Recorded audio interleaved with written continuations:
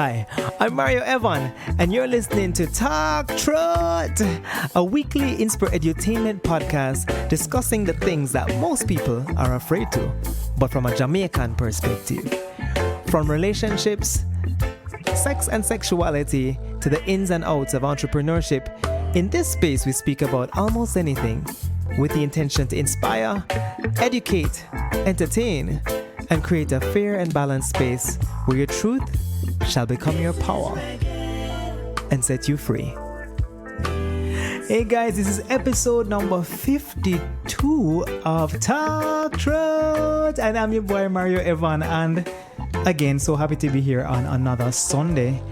Today's a special day for me because the guest I have today is one of my closest friends, and every season to date I've had a conversation about body image, perceptions around body image and weight, and they're important conversations to have.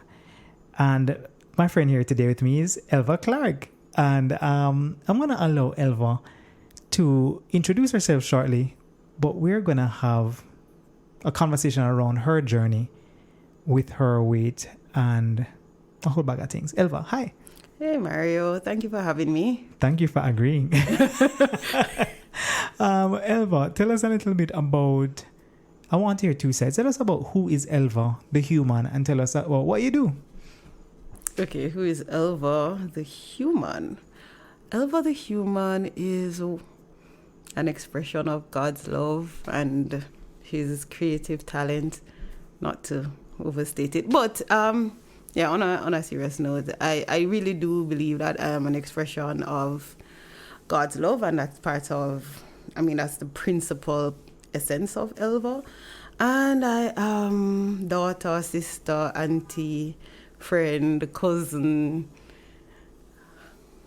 business owner, lots of things. I think I'm getting more into what I do. So I work in the field of occupational safety and health. Mm-hmm. Just started fresh out of the oven as a lecturer. But for years I've been doing training, instruction, professional development, coaching, things of that nature, all within the field of occupational safety and health, in a nutshell. You sound like teaching and supporting others is a big part of your life. Yes, it is. It is, right? It is. Whether you want to or not, right? It seems like you were called. Indirectly, yeah, I think that's just part of Elva. Right. Yeah. Where do you hail from in Jamaica? Montego Bay. And I know you're a proud, I like to call you guys Mobetians. You're a proud Mobetian. Montegonian is the correct term. Okay, yes. But maybe that's just me as a Kingstonian alienating you. Mobetian. I'm a true Montegonian beach girl, sand still in my hair from as a child. I believe there's some grains that still stay there. Still there. Still there. Mm-hmm. What I want to know from you is, let's start out with this whole conversation as to how you see yourself. So, I grew up a skinny kid, and I like to think that I am a medium adult. Let's be realistic about where I am now at this stage in my life. How would you define yourself as a child in terms of body image? So I came out plump. I've always been, I think even though there have been variations, by and large I've always been chubby, fat, ever since I was small. And that's just how I've viewed myself as a child. Right. Yeah. But even as a child, I remember seeing childhood pictures of you, and you were bigger than some of the other kids too, right? Mm-hmm. I'm not talking about fat now, I'm talking about height and just general, or not really? At different points, but not really. But not out of context of normal growth spurts for girls, right? Mm-hmm. No, I wouldn't say so. I was always fatter, but not necessarily bigger. Right, not like more mature looking, right? Mm-hmm. Some of the children that I grew up around were really small. Right. And they're still really small people. Right. Yeah, really diminutive thing. But so you were actually normal size and they were small. in terms of height, yeah. Right. I think a lot of them were really Actually, yeah, it's either two ends of the spectrum. They're really tall or they're really short. Yeah, but yeah, but I didn't.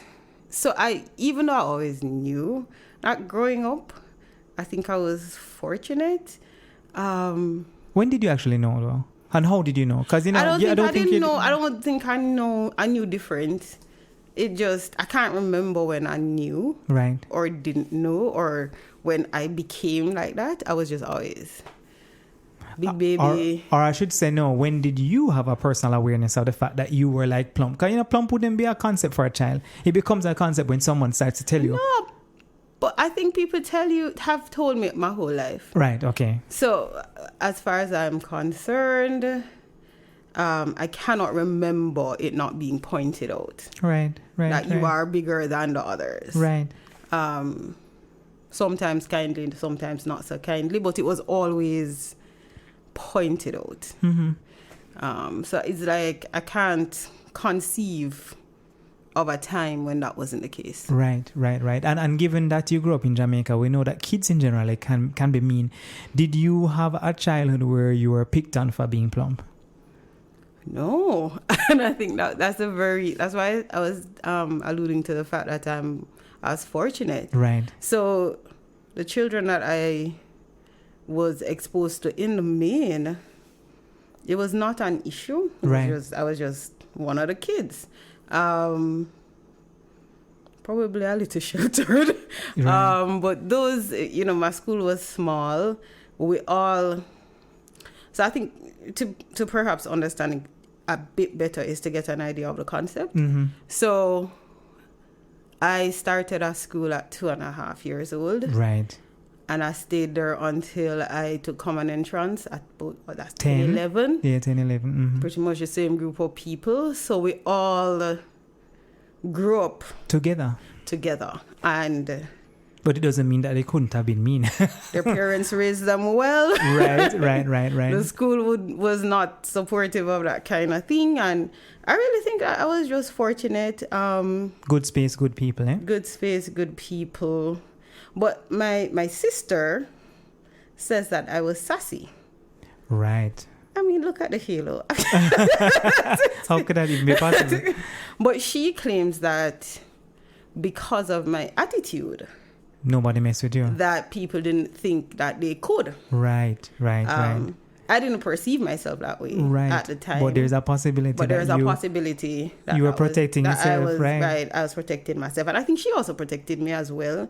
Because I never felt alone. Like sometimes I'll even see children, and they're by themselves. And I didn't have that experience. Right. I was just between my sister and my friends. And your sister was at the same school? She was, but she left. She's much older, so she left like 5 years ahead of me. So but the other social circles would have been church and other things like that. Right. So that's beautiful then. So then you never really had a construct around weight as a child in that primary school, that primary education level. Mm-mm. Which is interesting because a lot of my teasing happened at that level, which is very interesting. And it wasn't around weight at all, but the kids were awful. Oh, okay. They were awful. They were beating up the psyche, man. Yeah. All right, so you moved then. Well, let me ask you about the family, which is always interesting because a lot of people like to tie weight to family history. And if you have, is your mom big? Is your dad big? Was your dad big, Nah. No, right? So, your mom is, so genetically, is there anybody in the family that has a similar kind of build to you? I think no. That's an interesting question. I know, right? I never thought about it before I asked it. So weight is an interesting thing in my family. Now that you're saying it, I'm looking around my family. Right, and thinking about them. Thinking about it. I don't think most of my cousins and stuff, they were really skinny kids. A lot of them would have like put on weight post childbearing, adulthood, things like that. But they're not. They wouldn't have come out of the oven chubby like I did, or grew up, or as a child. Right. So it wasn't the norm in my family. Never thought of that. It was really, and I'm looking at both sides, and I'm not really seeing. Right. All right, so we transition on. Then I guess you'd move to high school next. Right. And anything different there, or was it the same kind of supportive environment? Is what I meant to say. I would say yes. I'm like I just didn't have that experience in high school. I think just as a part of adolescence, I became more self-conscious about my appearance. Right. I also lost a lot of weight during the period of high school and kind of I didn't even realize. At that point, I definitely had body dysmorphia because I still saw a fat person. When I look back at pictures now, I'm like, whoa. You realize, right? Yeah, that was gone. But in terms, I think in high school, I also didn't have that. I thought that I would have had a challenge there. I was probably too busy. You were focused, you were busy, and you still had friends who probably followed you into high school as well too. Yes, but even during high school, with the new friends that I made, we became friends on common ground. So things that we loved, music. I used to be very active. I used to dance. I used to right. Be on choir and in performance and student council and all of that. I was eventually head girl. So I was very present, active, involved. And so there wasn't. My perspective at the time didn't really lend to an active teasing kind of situation. Yeah, I want my listeners to also know that we're not painting fat as bad either, but just culturally, and I think a lot of the social constructs is that a lot of fat people get picked on, bullied, troubled. But right now, up until this point of your journey, you have had a pretty normal life. You just know that you're bigger, but you're not really going through any abuse in a school system, which is good. Nothing significant, right? So if I'm walking down the road, of course, Jamaicans spare nothing, and they call you fatty, and they call you, champion, and at that time, right. They would just call to you all kinds of things, and I perhaps had this, and maybe I still have it. I don't even know if it's healthy.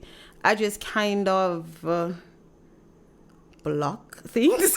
Right. So I just tried my best not to. Some of it, sometimes, depending on the day, you'd internalize and, the mood you're in. But in the main, I did not allow it to affect you significantly.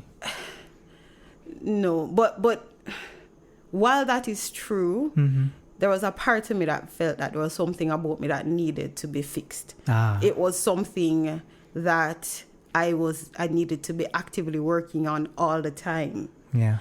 So my dieting started at 9. Doctor recommended that I must get rid of this excess weight. And the intention, of course, is good, but to really, and it was a very strict, I think we didn't call it Atkins, but it was really like low carb. So there was a meal plan. So there was a no this, no that, no so and so. Right. Which of course was almost impossible. For our child especially. For our child to adhere to, and especially if everybody isn't doing it. So they tried. Right, everybody. We're talking everybody as in all the children around you and also in the household, right? So like in the household, when we would try to, they would have that too. And then we really started to enjoy salads and things of that nature. But this is not the life of a teenager. Of course, no matter what you do, some cheese crunchies run in now and again, and some other things, because it's just that's just how it is, terrible, right? No, really. No. And then even during high school, before Slim Fast, there was this thing called Eat and Lose. Eat and Lose. Tell me about it. Eat and Lose was like Slim Fast, and it was a meal replacement meal replacement shakes. So one summer I said, I can do this. I can do this. My auntie had sent them because the concern was really your health. You need to lose weight. You don't want you to carry this into adulthood, etc., etc. It was the kind of mindset, but it was not even then. I understood it as a supportive mindset, and not a. There's something, you are fine, but we want you to be healthy. And it didn't feel as extreme as an intervention either. No, no. So I said, all right, we go do this. Like 13 years old. So the summer, I would make the shake, right? I'd drink it, and then I'd be like, I'm hungry. Is it all a liquid diet? So it's all of them liquid? Is it no? Or you just replace, right? You replace some things with the liquid, with the shake. Like they would say replace 2 meals with a shake, and you can have one. Right. I'm like, I'm not going anywhere. I can do this. Yeah. But you drink the shake. I'm like, what just happened? I'm still hungry. Right? About 20 minutes later, I go and eat something because I was hungry. Somehow it worked still. Yeah. For some strange reason. I mean, you probably cut a lot of your calories significantly. Maybe I did, yeah. Because I maybe what I ate. Doing everything else active, right? Yeah. So I did lose some weight, and then I don't remember what I did between the 3rd and 4th form. I know I lost a significant amount of weight that summer, to the extent that my uniforms and stuff had to be adjusted. Right. And again, I didn't even realize, because it's like when we're going back to school and you're trying on everything and making sure everything. I'm like, my clothes hanging. Right. When you look back at that particular moment, a teenager on a meal plan and losing weight, did you feel like you had lost a significant amount of weight? Did you recognize it, or no? In your mind, you still feel in like my mind, I'm still not there, because for me, there was an ideal weight that I needed to be at in order to be healthy. Yeah. Right? And that was a number, right? The doctor's office, you are 5'6". You are to be within this and this. Right. So if I was not between that and that, I wasn't there. Right. So no matter how much you lost, you didn't make it, right? So in my mind, even though everything else was going on and I was functioning and doing well, fairly well, depending on how you look at it. Right. Then the elements for my own self, I was not at my highest self. Right. At that time, that's how I saw it. Right.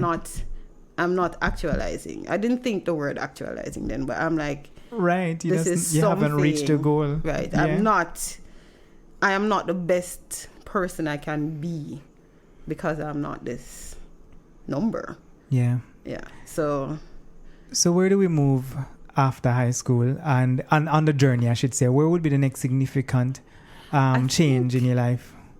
The next significant change would probably be UE going into early adulthood. So when I went to UE, I got very sick within the first week. And I got holy power prednisone. And if I knew then. I know, right? I mean, I was going to say what I know now. Oh, well. So I went in. I had trimmed down, went through some trauma and stuff, and trimmed down. I think generally people tend to be kind of lean 17, 18 in that age group. Right. And then, but when I went in, I had to go to the hospital. I had to take, and the steroids just blew me up. So I didn't understand steroids now. I don't know if the whole idea of tapering was a thing then. Right. You're like, did they learn to taper steroids then? I don't know, but I just took them because I didn't understand the effect that they would have. Right. And so I had just in the first... How long you were on him? I feel like it was like a week months? or two. Oh, it was short. Not a long time, but the effect was significant. Was right. significant because it don't take much for me to put on weight. So, So I had started to regain a lot of weight during UA, plus the whole thing of not being home and trying to Right, because we're eat now healthily, in Kingston and not in Mobay. And I remember, actually that was after UA, but I remember going to the doctor, and she said, your BMI is actually off the chart. Wow. Yeah, she's like, look at the chart. And she was pointing to the space beside it on the wall and said, you're over here. You're off the chart. And so I was trying to explain to her some of the challenges I was having, and everything I said to her, she just knocked it down. She was like, you don't want to hear it. You have to. She don't want to hear.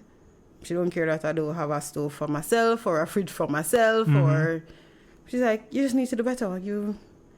And I stopped talking because I realized that she wasn't hearing me. Right. She wasn't trying to listen to you either. She wasn't hearing me. And I think at that point, I really started to beat up on myself. Okay, you really need to do better in terms of what you eat and what you do. And so tried to do different things again at that point. It was really difficult to be away from home. You were living on Hall, right? I was living on Hall for a portion of the time. Like final year, I lived off campus, but still away from home. Trying to to work through a degree, and it just never make. I just couldn't. Yeah. I couldn't do any better than I was doing. But when I left, I said, okay, we're going to do this. I actually went to the doctor and said, a doctor, not that one. Right, new doctor this time. New doctor. And said, look, I want to do whatever measures I can to whatever. And that doctor recommended, again, high protein, low carbohydrate diet. Worked like a dream. I started losing weight every day. I lost like 1 to 2 pounds, like consistently. Right. So I lost a lot of weight. And then, but while that was happening, I didn't realize that I was losing a lot of energy.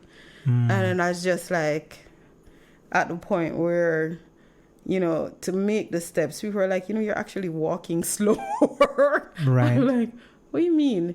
And then I really started to feel it. And then one day I ate, I think it was a piece of bread. So I was like, oh my God. Carbs. Oh my God. Yeah. And then I felt so much better after. I was like so alive. I'm like, that's funny stories. Yeah, no, because yesterday I've been eating veg and protein, and I buy a yard style yabaisi, and I was down in that festival and rice. I mean, I was eating like I never saw food in my life, like the box clean, and it was the carbs. Yeah, trust me. And so in that period now is when I started to go yo-yo dieting. So it was the low carb one day, then there was cabbage soup. Name a diet, I've done it. Smash diet, all of these different diets that have, and all diets will work. I can tell you that. Right. The question is just how long can you do it? How long can you do it, and can you keep it off? Because diets are not... They're not designed to be long-term, are they? They're not really designed to be long-term, and they don't really solve your issue. Right. Right? So there was there was another set of meal replacement shakes that I tried. My stomach it was while I was doing that I actually developed GERD. Right. Because I wasn't eating. And then they would say, just have the shake, but don't eat any carbs. I said, this must work. So shake. And when I ate, it was just meat and vegetables. Yeah. So my stomach was not happy about that over a period of time. Right. And pretty much just started to rebel to the point where I couldn't hold anything down. Like water would just come back up. It was just stomach totally inflamed. Yeah. So it was just going through all of those iterations of diets. And still thinking that, you need to be fixed. you need to fix yourself. You need to. At that point, no, like you said, the diets didn't solve the issue. At that point, what did you think you had a specific issue if in your mind? No. Or you just felt like, boy, I just have on weight and I need to get rid of it? I just felt like I had on weight and I need to get rid of it. But I think perhaps the next phase is when you realize that it's bigger. Something is wrong with the whole diet advice. Right. It doesn't work. If it were so simple, then all of us would be thin. Right. If all you had to do was to restrict yourself for 3 months and whatever. Right, because you and Bob and Joan can have the same diet, but you won't all come out looking the same way. The same. And really, what we're doing is treating the symptom and not treating the cause. Right. So why are you over? And there are so many reasons why we carry weight. Right. And when you're getting all of this dieting and stuff advice, nobody tells you about leptin and ghrelin and how much of a struggle it is, especially if you are already, or if you already have the fat cells, how difficult it is. Right. Nobody explains that to you. They just say you need to decrease your input and increase your output. It's that simple. Right. Lies. I mean, it really is that simple, but it's not that simple because there are a whole other set of confounders and other factors that influences someone's health and the outcomes. So what is it? Is it a hormone imbalance? Is it, what really is causing it? Is it glucose intolerance? What's really causing it? Is it emotional eating? Right? Right? And if it's emotional eating... then they shrink.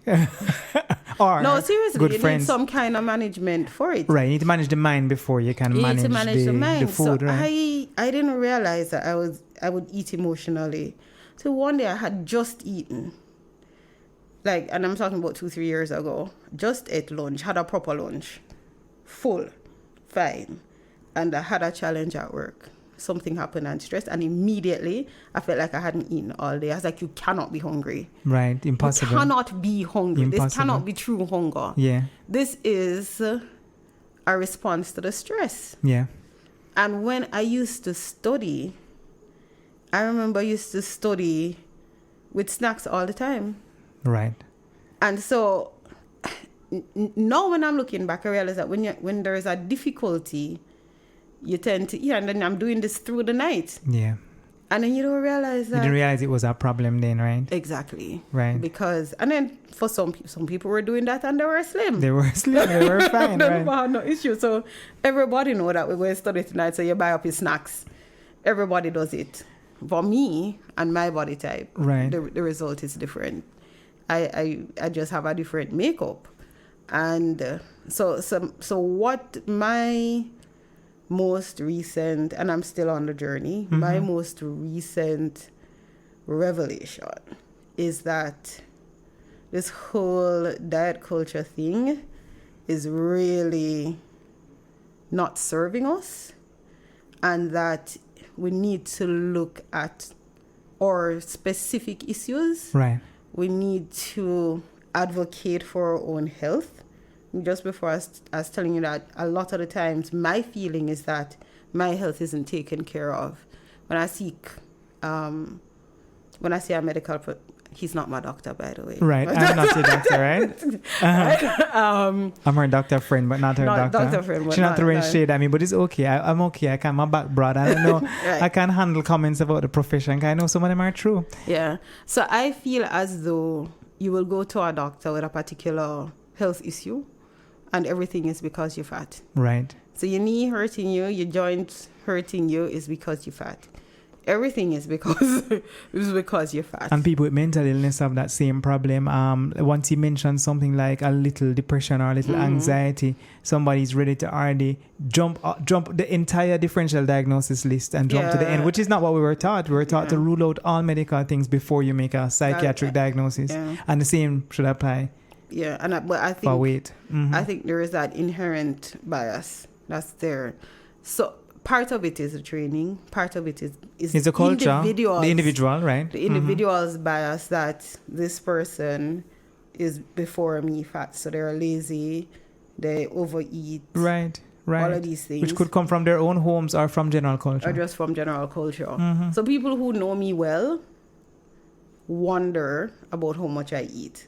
Right. They're like, but I eat more than you. How right, is this happening? Right. How So is they're now this? trying to max out how you are having a salad and still not. Right. Yeah. And just, I mean, outside of me having a salad, people who work alongside me and like they spend time with me, they realize you're not they eating realize that much. that, but if this don't make sense. You're supposed to be eating this huge volumes of food all the time, Right. to explain why you look like that, because that's the only way. the only way. Had you ever consulted dietitians anywhere in the journey? I mean, outside of medical doctors, you had seen Listen, dietitians. You've seen everybody.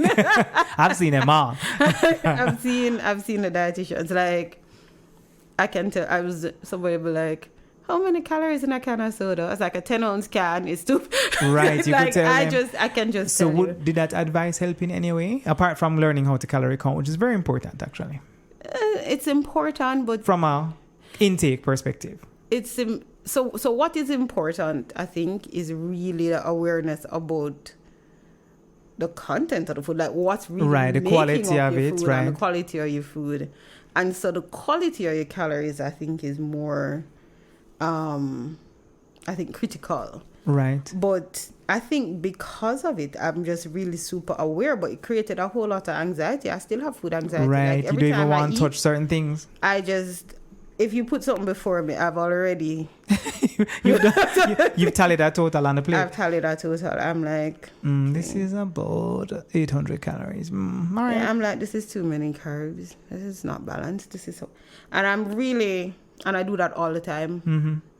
And I do it like that. I do it. I don't think normal people...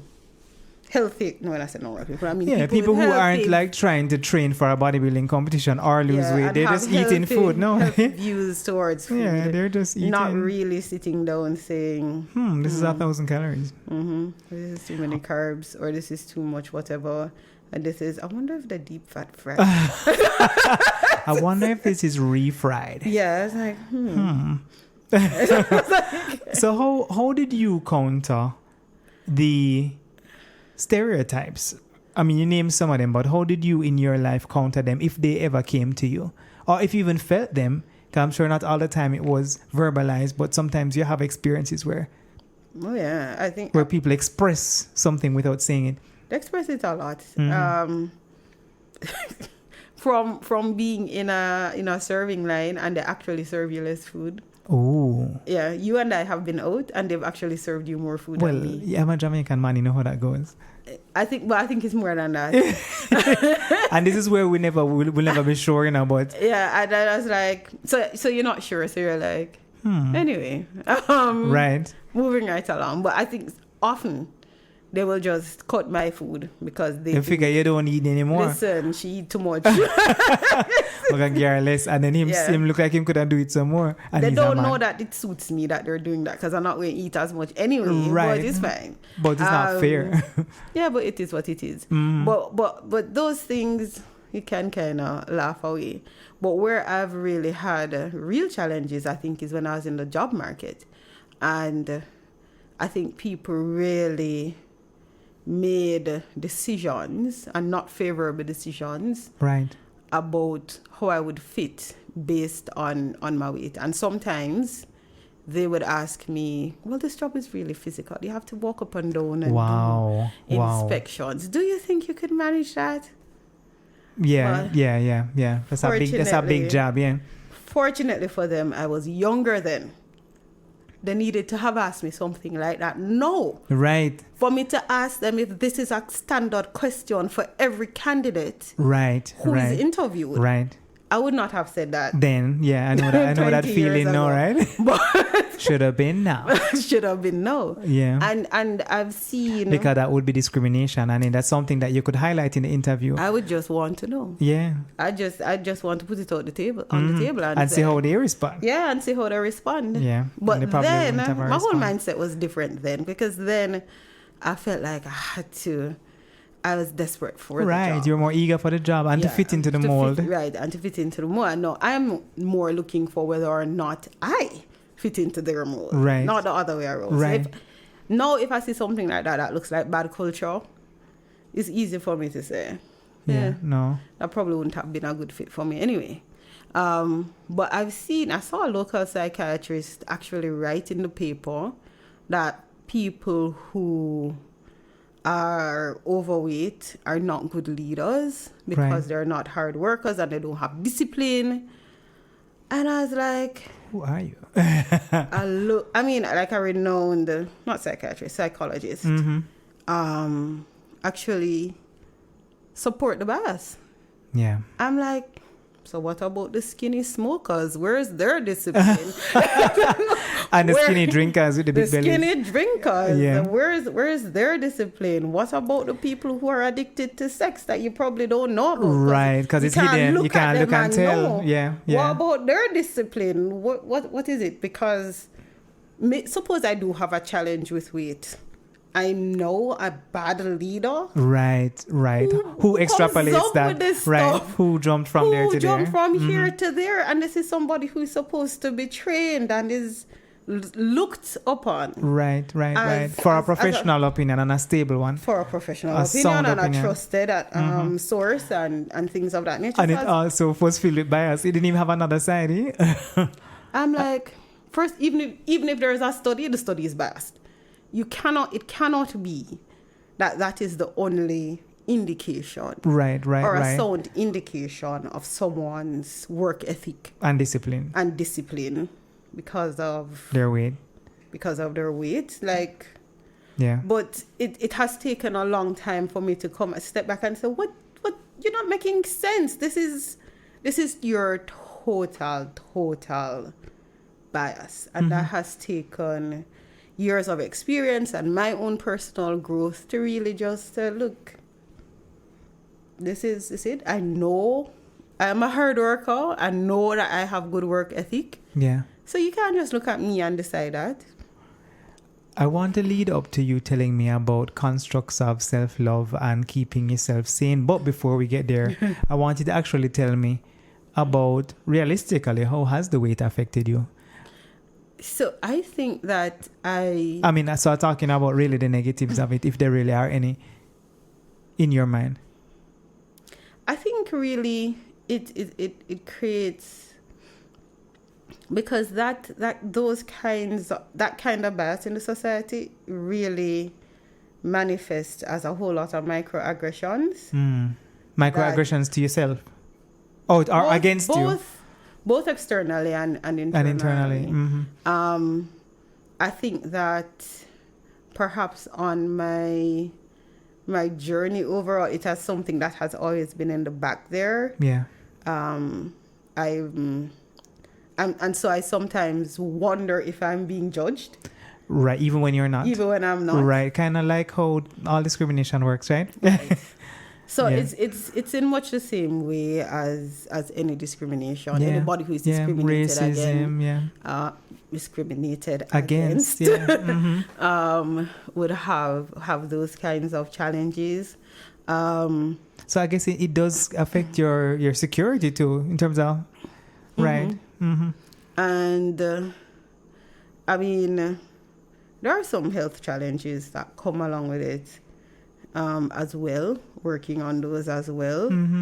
But I think so how it would have affected me is in my view of self, which is bigger than just the weight. Right. So the weight, you're a whole entity with different components. Right. So my whatever would have been contributed to the elements of my view of myself that were negative, this would have been one of those things that I didn't think was ideal or perfect, and so I felt needed some repairing, as opposed to a mindset where I am grateful that my body still serves me. Right.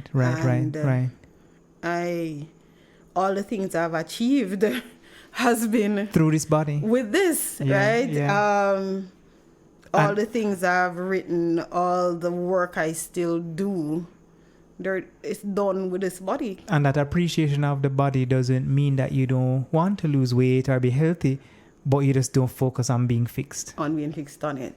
And so what it has translated to for me is for me being more mindful of my body and taking better care of it. So now, if I am to exercise or make a choice for food, I'm thinking of the effect on my body in the sense that I want to do things that are good for my body. I'm not thinking of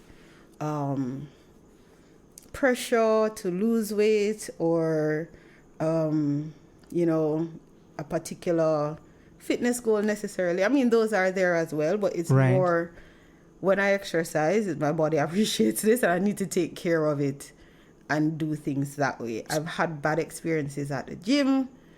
That's a whole nother set. Those are macroaggressions. Right, those are macroaggressions. Yeah. So the main difference is that the goal is different, and the reason behind the goal is different. Absolutely. So health is a greater concern than impressing anyone, than fitting into some kind of body type, or eating to suit some kind of fad. I'm going to be fly at any size. That's right. You're going to be fly at any size. So if I'm up or down, because I guess that's what you're alluding to with the self-love. Like, I'm just that's a great way to start to view it in a different light so that it doesn't break you down. Yeah, and I really don't see it anymore. I don't see the problem. All of us don't look the same. Right. I look like this. Other people look like something else. Right. So I'm just, as I said, I'm not going to knock the thing that holds my essence. I really have to do my best to take care of it. It has been carrying me, and I more lean towards that approach as opposed to my value, my worth is based on, there's something wrong with me. Right. Because I don't look a particular way. Right. Like, who made these rules? And why are we going to live by them? Who made these rules? You know what's funny about all of these journeys? I always find that we come into the world as kids not knowing, with a clean mind, and then we get corrupted by society that then tells us that we're something else, and then we spend our entire lives evolving into realizing that it's okay again. Yeah. That is not really about them. It's about your journey. It's about you, or to not care. That's the point it's of fascinating. The journey, almost, right? Yeah. It's fascinating because you spend your entire life almost trying to get back to your childlike mind in terms of not caring. Kids don't care. Kids don't care. Up to a point until they start to get corrupted. What? Yeah. No, go ahead. I don't remember. You look like you had a thought. You had a thought that was on the brim of your... Yeah, but you just said I know. Just went. All right, I hope you remember it. It will come back, hopefully. I was going to say to you, I want to still stay in the realm of constructs of self-love and things to remind yourself that you're worthy. Are there any other things that you do? Any routines, habits, just things that keep you in a positive space in general, not even about weight alone, because again, you're more than just weight alone. Yeah, so I have, so when I'm at my best, I'm not really doing it as well as I used to, but for me, my devotions in the morning are critical. When I consistently have that communion, right, first thing, it centers me in a way that it's like, nope, ain't nobody gonna break my stride after that. Yeah. It also helps me to feel like I'm in alignment. It sets the tone for me to be seeking direction throughout the day. And of late, I find myself doing that more. Like when I'm stuck or confused or unsure, actually, I said, God, you think I should? I'm actually asking what I'm supposed to do, how I'm supposed to deal with this. So I think that centering is very important. I was actually saying to myself that I need to actually practice meditation. I don't really practice meditation. Yeah. But my mind is racing a mile a minute all the time. And you want I something think that will slow that down. Yeah, I started last year. It's beautiful, but there's a hump. There's a meditation hump, and it's you don't even know where the hump is. But in the beginning, it feels very odd. Mm-hmm. But you see, once you get over that hump, it starts to unlock. Okay. And then it's very beautiful on the other side. I'm like, because I'm like, what are we talking about, right? We're talking about meditation still. Yeah. But it's weird because it's like at first you feel a little odd trying to like listen to your breath and follow your breathing and then all of a sudden things really start to get quiet around you. I really think that you meditate subconsciously. It's too complicated. It's not enough. It's not. Focus on the reason. You just have to do a few sessions. Focus on this, and I'm like. And all good meditation programs will highlight that you will be distracted. Listen, and I say, okay, focus on this. Focus on, like as I was reading and she said, focus on the reason. Then you're saying, okay, which reason? Golden reason. I know, right? Raisin in the sun. Your brain goes all over. So like when I'm counting sheep to fall asleep, I can't even do that. So I'm counting sheep to fall asleep, and then in my mind, there is a sheep that gets stuck. Because you're too smart. That's the problem, Your sheep start go through crises. And then my sheep, exactly. And then it's stuck, and I'm like, oh my then God, there's how am I going to get it out? Right. And then I'm like, I'm gone off. But this is the whole point of the meditation, that your sheep are only jumping over the fence.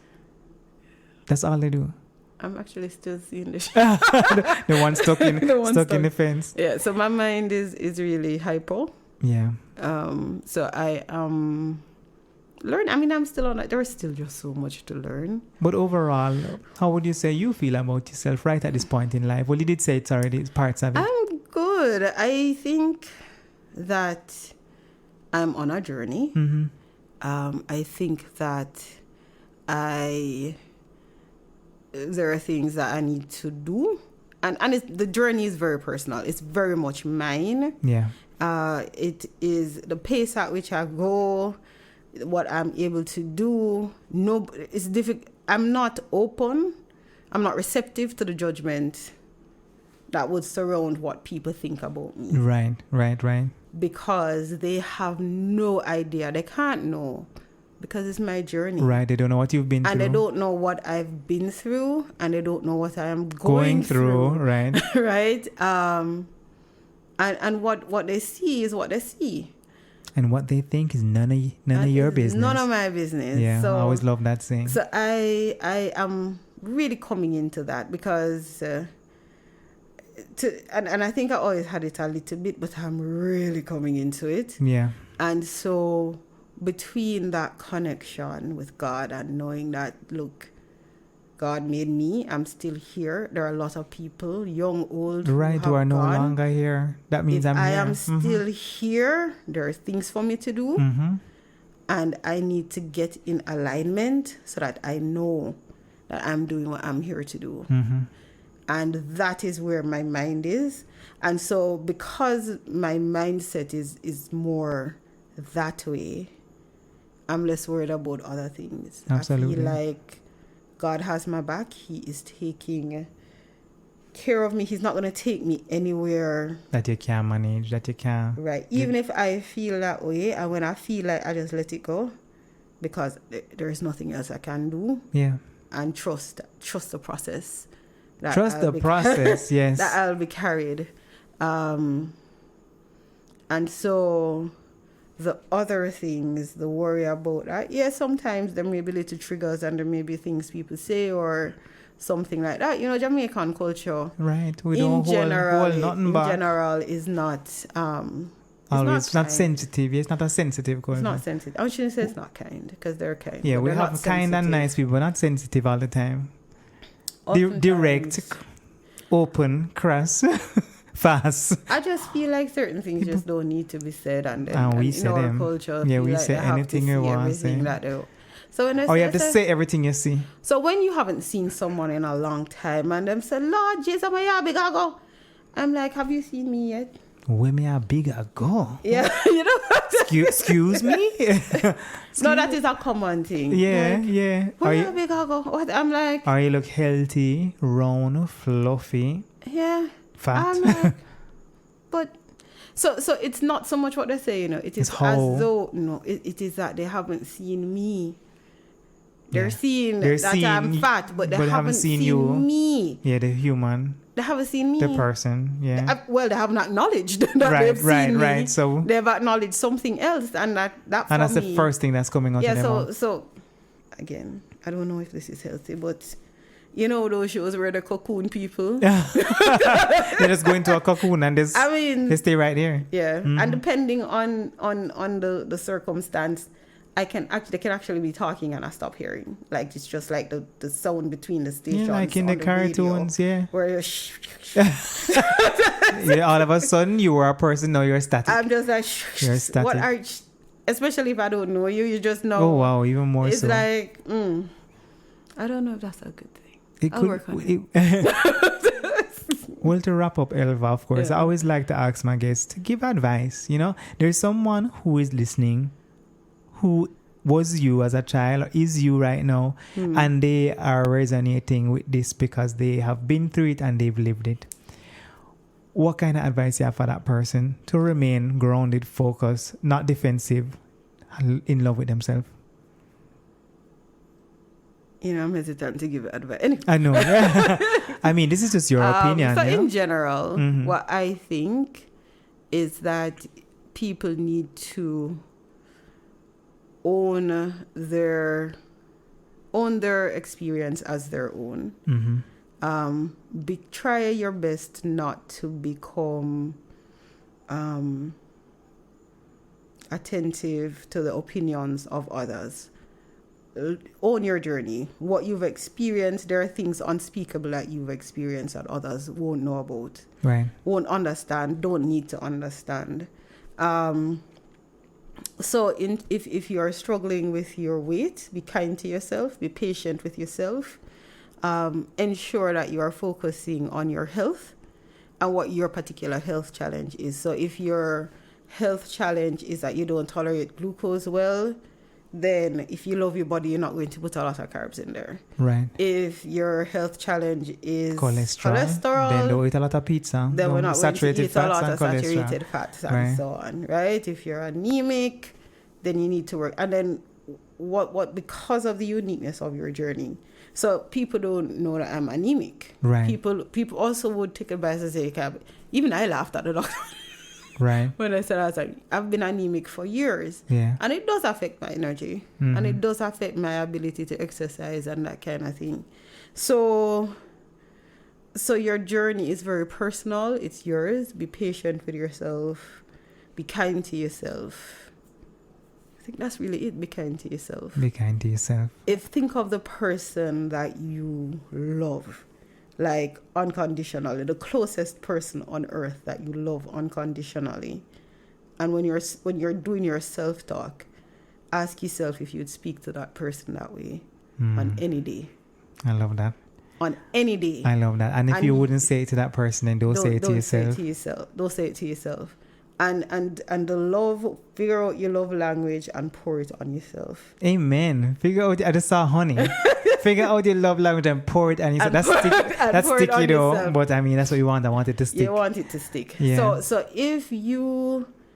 if it's acts of kindness, be kind to yourself. Right. If it's Right. words of affirmation, affirm yourself. Right. But All what your if it's affirmation. gifts? Do you give yourself You gifts? buy yourself gifts. What if it's touch? All right. Can't So- yourself. I had an answer, but this is not the It's all episode. right, no. This is not the episode for that. Yeah. So, but figure them out and pour it on yourself. Be radical about taking care of yourself. You will invariably take care of others as well. Yeah. There's no if you you. do There's that. nobody else. Yep. Elva, I love those final words, and I know that I want people to be clear. This weight journey is not Elva's brand, so when I ask her the next question, don't bombard her. But where can people find you? You know, people, and it can be work or personal, but maybe someone might hear this and want to reach out to you on social media. Otherwise, if you're comfortable, please let them know.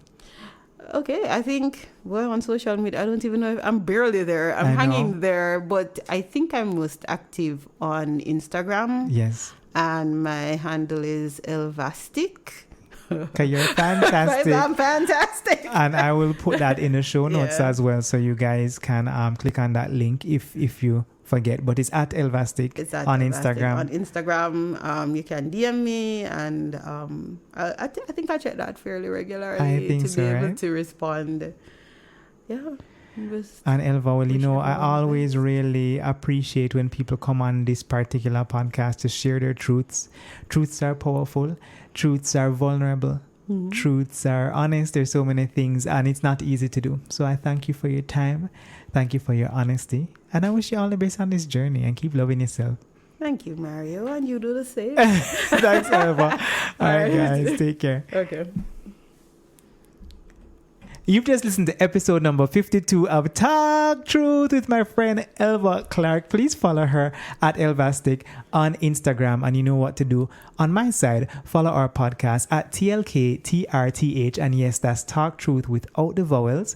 But our website still has vowels, and that's talktruthja.com. Or send us an email at talktruthja@gmail.com. As always, please leave a comment on Apple Podcasts. Let us know how you feel. Screenshot something, put it on social media. We love when you talk to us, and we'll highlight you.